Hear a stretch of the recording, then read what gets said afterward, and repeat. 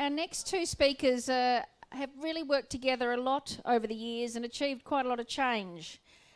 We've got Rowan Reid, who's a forest scientist and a tree grower based in the Otways, and his farm, Bamborough Agroforestry Forest, he grows 50 species for specialty timber. He's been an academic at Melbourne University, and he was involved with Andrew in starting the Master Tree Growers course for farmers, which is now delivered by the Australian Agroforestry Foundation. And he's a co-founder with Andrew of the Otway Agroforestry Network, which is doing some terrific things. And with Peter Ronald's project, we took a tour and took farmers to have a look a number of years ago, and people still talk about that tour. He's also written a number of books, and Heartwood is up the back there if people would like a look at that. He's going to be speaking with Andrew Stewart. Andrew and his wife Jill manage Yan Gert West Farm in the Otways. They're producing prime lambs, wool, very involved with land care and agroforestry. And he's worked with Andrew with the Agroforestry Network and the Agroforestry Foundation. He was honoured very much recently, both by the Norman Wettennall Landscape Restoration Fellowship, and just in 2020 he won the Bob Hawke Land Care Award, which is the highest level of recognition within land care. So looking forward to hearing from Rowan and Andrew. So thanks. Thanks very much, and it's either a reflection that this is a really great day you've set up, or it's the first time most of us have been out to a day like this. But it feels like we're back, and being able to interact with people during the breaks and catch up with people you haven't seen for a long time and meet some new ones has been wonderful. So thanks very much for having us down. And if this goes well, Andrew and I come from down past Geelong, very similar to this area, in the sense that being a forester, I work on native species, manigum, messmate, peppermint. We have the same sort of things. And that's often I use that as a guide to historical potential, but you also know under climate change the future potential might be quite different. But it gives a reflection of a lot of the things you're going to see on these farms is actually in a similar environment to what you have down here. My name's Rowan. I'm the forester in the pair. Forest Science, Melbourne University, 30 years an academic there. But during that period of time, I've also had our own property. And I know forestry's very controversial, particularly when it comes to carbon, whether it's a good way to do it or a bad way, or are we supporting a bad industry? Is forestry as bad as coal anyway, and stuff like that.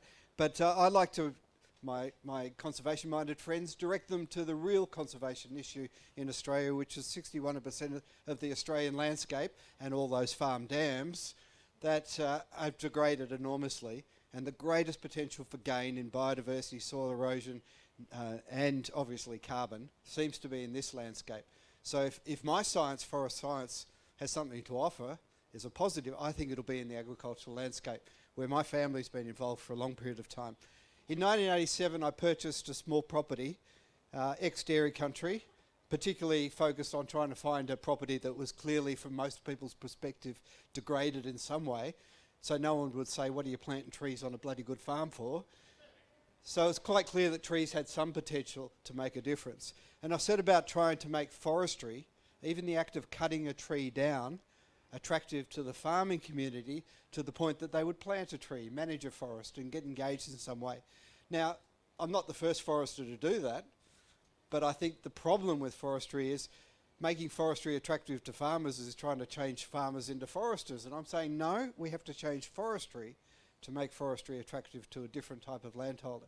So that's where I set about. I didn't know what it would end up looking like, but 32 years later we're at this point, which I'm so proud of this Gardening Australia thing you might have seen, felling a 35 metre tall tree that growing along a riparian buffer strip, which is the same creek that you saw in the previous photo 32 years earlier. We've actually planted trees for conservation and actually manage them for profit and then take some of that reward. So this is what I try to do. I try to make the act of forestry an act of conservation in some way. So we planted trees where you need trees on a farm. If a forestry is going to be attractive to farmers, it's not taking your best land out of production and putting a plantation in. It's looking at where you can support agriculture in some way, and you'll hear more about that from Andrew.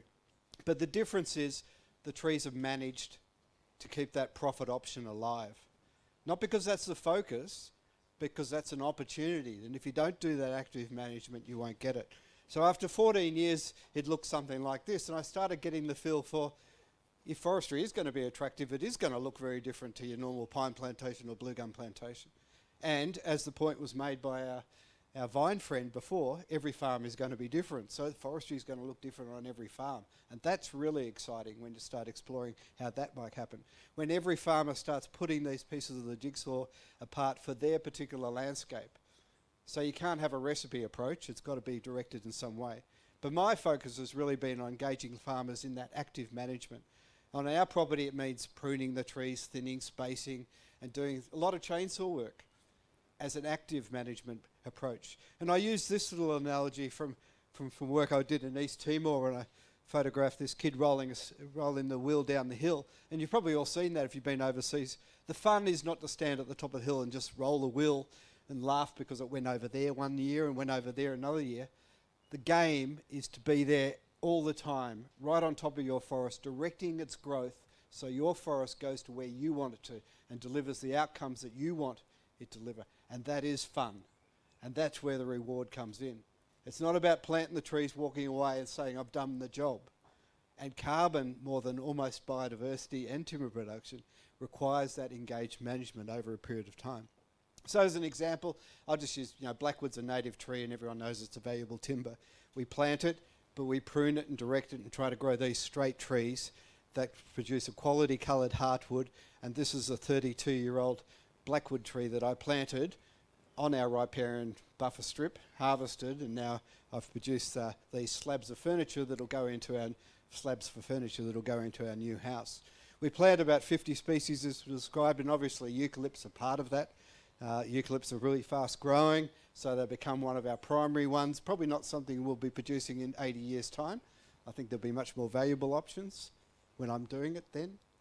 And we're now harvesting quite big eucalypt logs, as you saw, milling those on our portable sawmill, drying it in our solar kiln, and selling it for furniture. So one tree, for example, produced 1 cubic metre of sawn dried timber that went into the Mark Tuckey's furniture store, and I sold it for $2,200 and he sold, I think, about $20,000 worth of furniture. I think that's a wonderful story. $2,000 is enough for me, because that's $2,000 that I got for, doing some work processing on farm, but I got a return for the tree that we'd actually grown. It drove some of the process. Another example, there's a day's harvesting work of 22-year-old eucalypts that had gone through the millennium drought and suffered as in terms of growth rate. But that's because they're managed a certain way. We can achieve diameter growth rates much higher than what you get if you just plant it and set and forget. No fertilisers. That timber, those logs went to China, came back as veneer, and in the Nunawading basketball court, half of the timber on those walls and ceilings came from those 10 trees. So it's not whether we can do it, it's whether we can actually get it done on hundreds of farms to produce a range of different timber products, because timber is carbon and that locks it up. And we've heard before, it's not enough to grow it, you've got to lock it up. So the biodiversity values of these trees, obviously, we've seen bird life increase and sugar gliders have come back. But this is my prop, if you like, my big beach ball here. If I've got my numbers right, Richard. The carbon locked up in this 10 centimetre cube of blue gum that we planted is equivalent to the carbon dioxide in that blue. Now I blew that up, so most of it probably is carbon dioxide in that blue. And you can go through all the numbers, and that's why I love the numbers, because we start getting a handle on what's required in terms of do that. But we know carbon is in wood, and we know if it's in a building or if it's in furniture, it's stored for a long period of time. But more importantly, the forest where it came from can do it again and again and again. There's no limit. Whereas if you just plant trees and walk away, it can't do it again and again, because that carbon that's grown has to be held there.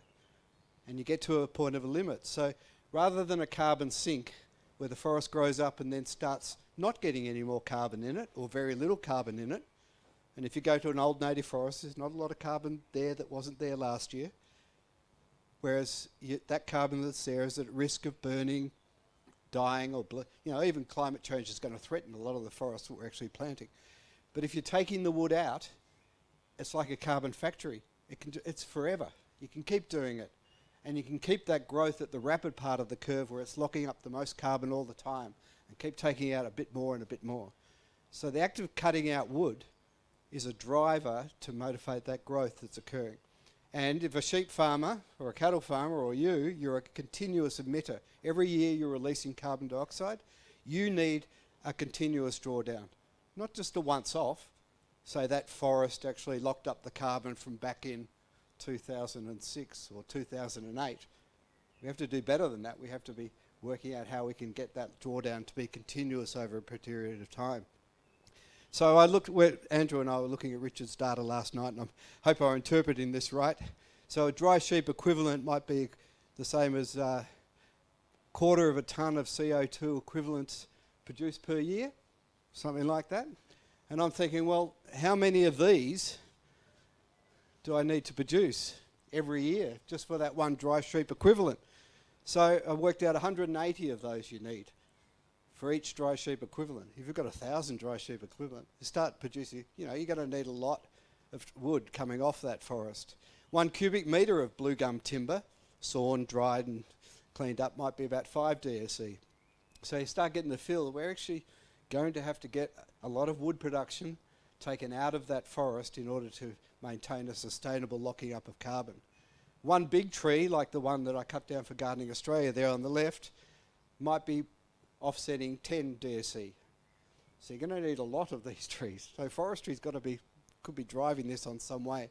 And I sort of equate it to the furniture in the sense that this is a bed we made from a tree we planted, a bit more high feature, Lord of the Rings type image in that one. That you've got to lock it up for a long period of time. So you've got to put that carbon to sleep in a roll. Now you could bury it, or you can enjoy it and use it for building in some process that goes on. The short-term carbon that comes from firewood or paper or something like that, it may still have a role, but it is very short-term. So we're actually looking to these higher value products that provide the long-term. 1 hectare of eucalypt forest, maybe 44 DSE, depending on its productivity. Or a couple of hectares of poplar and black walnut. Or 4 or 5 hectares of oaks that you use for fire protection around your assets. All trees, all wood locks up carbon. So you have an opportunity there. Growing trees is good, but harvesting them is even better. If I wonder over. So this is, it won't all be small scale forestry, but it'll fit in to the context of what we're trying to look at with regard to having a sustainable, ongoing locking up of carbon in some way. And if we can all, first of all, start thinking about maybe forestry is not the demon that we were led to believe if you read the Sunday papers. I still can't read the Sunday papers when I read about forestry. That we can actually change forestry and adapt it to suit and fit into your landscape. Start producing things like firewood to offset your production, maybe even fence posts we were mentioned earlier about the carbon that you store in your property. And potentially down the way, maybe milling your own timber and building your own house out of the wood, which is something we're trying to do now. And I'll be really interested to see whether I can offset all that concrete I've stuck into the foundations. But to see how it all fits together on a farm, please welcome Andrew Stewart, congratulating him on the Bob Hawke Landcare Award this year. And Andrew and I met very soon after I purchased the farm, because he's just over the hill, and he was returning to the family farm. And fortunately, he gave me a bit of credibility because he was a local who listened to some ideas, and he's taught me an enormous amount. So welcome, Andrew, and there's your button to the right. Rowan's my technical advisor, so I need it.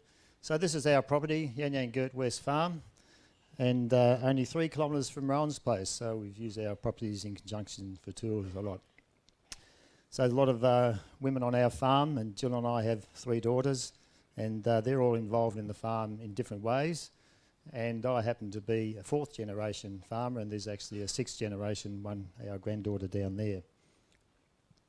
So we run a prime lamb operation, and we have a self-replacing composite flock.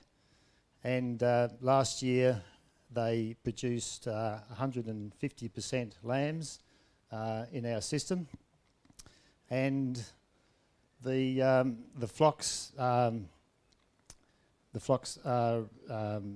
highly integrated with our new genetic program that we've implemented into the program. So we scan our sheep. We scan our sheep for twinners and scan our sheep for singles, and we sell the barren ewes, and we run the twin sheep in separate paddocks. In fact, what we like to do is to have really well sheltered paddocks for our twin bearing ewes, and we like to have about 1,500 kilograms of dry matter per hectare to put those twin lambing ewes into those paddocks, and the single scanned ewes, they go into a paddock of about 1,100 kilograms of dry matter per hectare. We love to plant trees for shade. We think that's really good to cool the landscape down. And some of those shade trees, we have managed some of the trees for high quality soil log programs. Martino, we love to fence off our dams. Where is he? Thank you for that. And we have a policy to fence all our dams out. We've done most of them, and we are certainly seeing a lot of wonderful benefits that you have eloquently articulated today. We grow summer crops, and we love getting biodiversity into our farming system. But the farm didn't always look like this. The next slides will show what the farm was like back in the 1970s and 80s, all taken on the property then. And these are the issues we face: water quality and erosion, exposure, lack of land class subdivision, and salting. And there's an example of an exposed tree there in the landscape. So we had to make a change, and our change was because we want to address the natural resource management issues in our farming system, and to improve the farm's environment, and to support the livestock and the farming system, not to replace the farming system of prime land production, but to support it in better ways. So we developed land class subdivisions, and we fenced along the land class subdivisions and revegetated there. And this shot here shows some of the activity. We fenced out the creek lines, we fenced out drainage lines, salt affected areas. Up here there's even a pine plantation which is obviating a gully erosion area. There's one of our fenced dams there.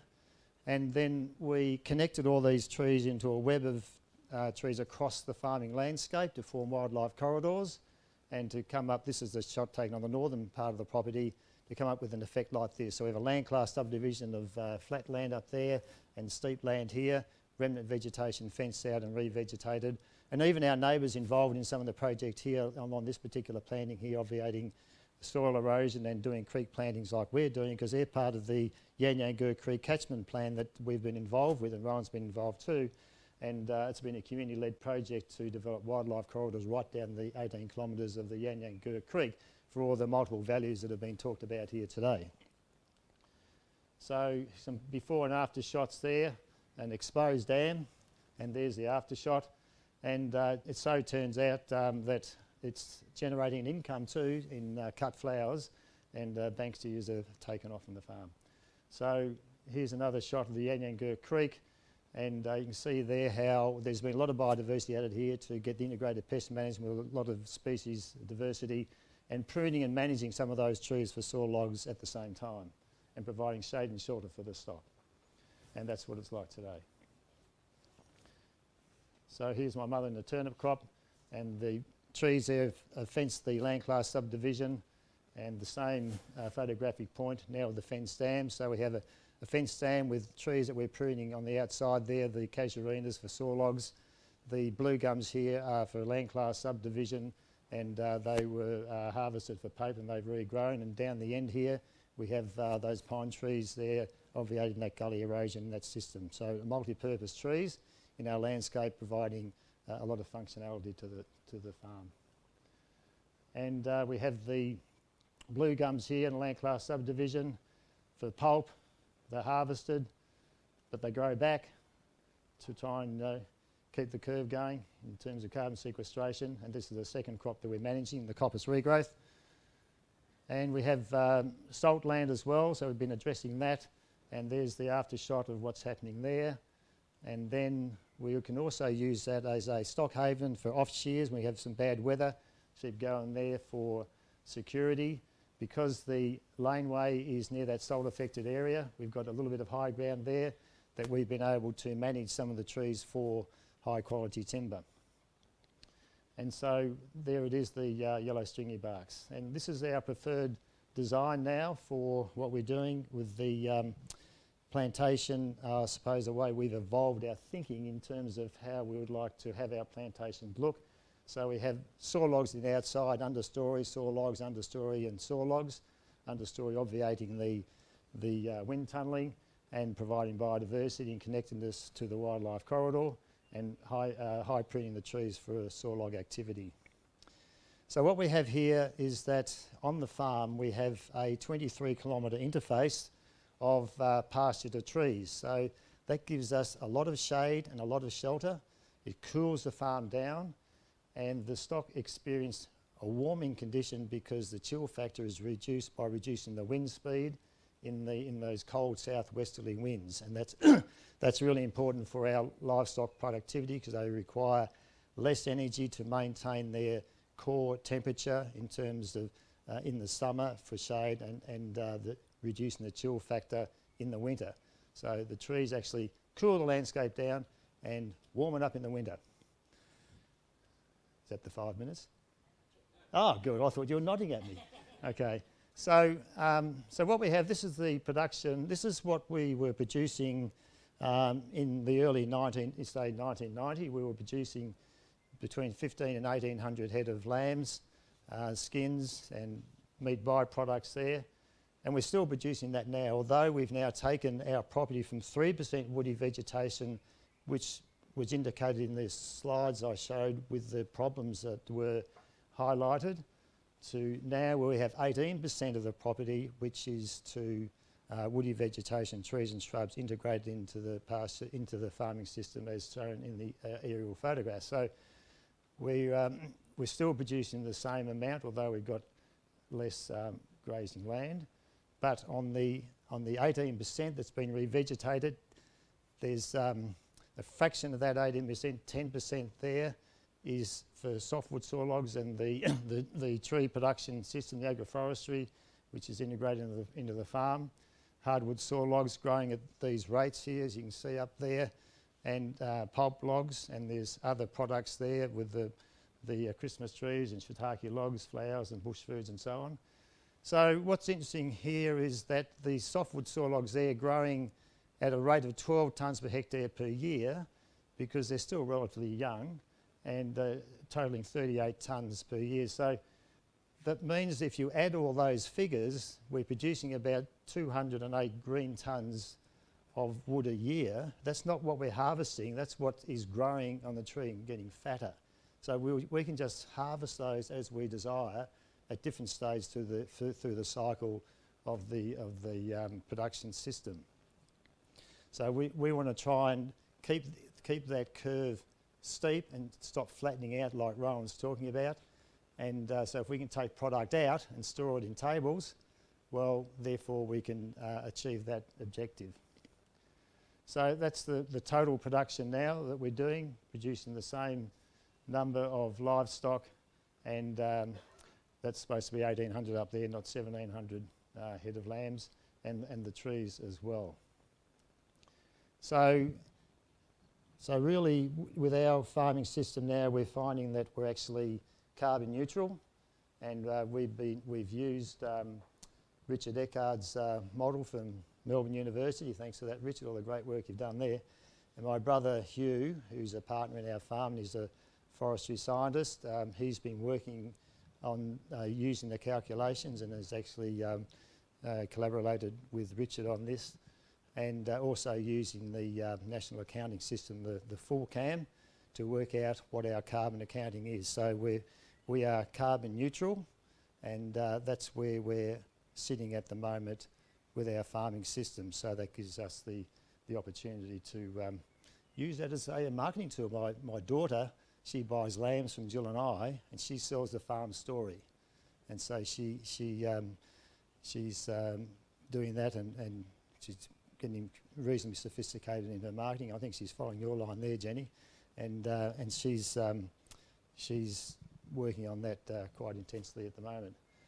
So I don't know. We're probably going to take some questions. How much time have we got? We've got 5 minutes. Oh, we've got plenty of time. So Rowan, let's do a dual act here. I was just going to add, talking with you and Andrew, it looks like they're getting close to carbon neutrality. I keep on thinking, well, to stay there, you can't just. You've got to keep extracting, because that's going to start dropping off. So it's fine to say you're there, but if you're going to stay on the steep part of the curve and lock up carbon relative to your emissions, you've got to keep those growth curves there, or you've got to plant more land. You've got to keep planting more land. So you're going to run out of land for agriculture. So when we look at this sort of using trees for carbon neutrality, we're talking about progressively turning all our farmland into forest and packing up and going away, or we're talking about working out what percentage and what species and how they can be managed to maintain high levels of locking up, and then what we need to do to keep it at that level. And so we're doing that now. We've been taking out yellow stringy barks, we've taken out spotted gum, we've taken out sugar gum as well, and only in small amounts, but that's going to increase because we'll soon have a lot of prune Pinus radiata coming on stream, probably another 4 or 5 years, and that will be coming out, and then we'll replant, so we can keep on that steeper part of the curve and stop it flattening out, which we think is obviously important for us to do. Yeah. And we're assuming through all this that the soils are stable, and that's another area we need to look at and go back and look at historical data, but that's work in progress, and we'll report to you later on that. And thinking about Graham's presentation, soils are going to be similar. Like if you could get the carbon out of a soil and pack it up and stick it in a bag and store it in the stables, that would be the equivalent. But if it's there sitting in the ground and it's not charcoal, the rainfall drops, you might lose some of it. So at the moment, as I was saying before, 10% of the farm is being managed for saw logs and high quality logs and pulpwood. So we're actively managing those. The other 8% are more like land care plantings, biodiverse plantings, which don't sequester as much carbon. Now, if we were doing our carbon accounting and we just had all land care type plantings, we'd probably need up to maybe about 32% of the property to be covered in trees to become carbon neutral. And then that starts to, you've got to ask yourself the question, do we want that many trees and take off some of the livestock? Are we going to do prime lambs and more trees? But if we're going to manage some of the trees for commercial activity to maximise their growth, when you're maximising the trees' growth, you'll maximise the amount of carbon sucking into the system. I like that term about how trees bring the carbon down to earth, Graham. That was a great, I love that line. And so by doing that, we can have less trees to get the same result and still maintain our livestock productivity and our cash flow, particularly now that land prices are good. Yep. And it's just wonderful taking farmers to visit Andrew's property, because if you took a group of farmers, and there's many here, put them in a room and try to convince them they should grow trees, we could all think of really good reasons not to. It's monopolised by big business. You won't be allowed to cut them down because the council will change the rules, and there's no money in it anyway. And if there was, who can wait 35 years for the money? But you go and visit Andrew's place, and it's just common sense. The trees are doing something for the farm straight away, and it's not about the timber is just a bonus, but it's also something that feeds beautifully. I think what's been interesting is that, as I said before, when we started planning, we were planning for natural resource management to support the farming system, make it a better place to live, increase property value, all those other values. We weren't thinking about climate change in 1991. I wasn't. A few erudite people was. Richard Eggard probably was, but I wasn't. And so we've done all these things where we've got better shade and shelter, we've got better biodiversity, we've got more frogs in our dams now. We've got more birds. We've got 120 species of birds which have been identified. We've planted 120 species of trees and shrubs into our system. And it wasn't for a single issue of climate change. It was because of all the things that we want to do on our farm to meet our goals, our aims and objectives to become a sustainable and productive farming system. But as a consequence of that, the spin-off is we've got trees there for climate change. The government can now use our trees in their carbon accounting when they're going to do these international negotiations and so on. So when it comes to policy about farmers and getting trees in the landscapes, let's think critically about how we actually encourage people to do that. Put the farmer at the centre of the decision making and support that decision making with good extension, good programs, and get the farmers right in there making those decisions that are going to going to improve their production, improve their farm, because they're in the best place to know where the trees should go, instead of focusing on single issues every couple of years and having these fads, which then skew the investment in the wrong direction and give poor results, often discouraging farmers because they end up with high deaths, they don't have ownership, and there are issues where the whole thing can fall over, and it can end up being a form of land degradation in some circumstance that I've seen around the country with some of these failed government schemes. So think about the extension methodology, put the farmer at the centre, and then match the extension policy around that. It's a different way of looking at it. Fantastic, some very good advice, and we can see why you're winning awards, so well done, Andrew.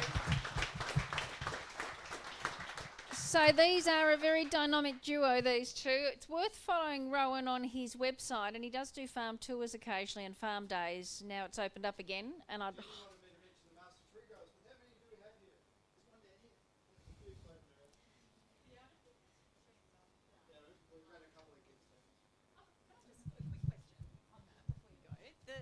In terms of the milling the timber, how have you found someone to come and do that? I realise you're doing your own, and the mark, right? So you're doing it, and are you milling it into timber? Well, obviously that's the problem, because Brax came in on the promise of closing down native forest logging in the Otways.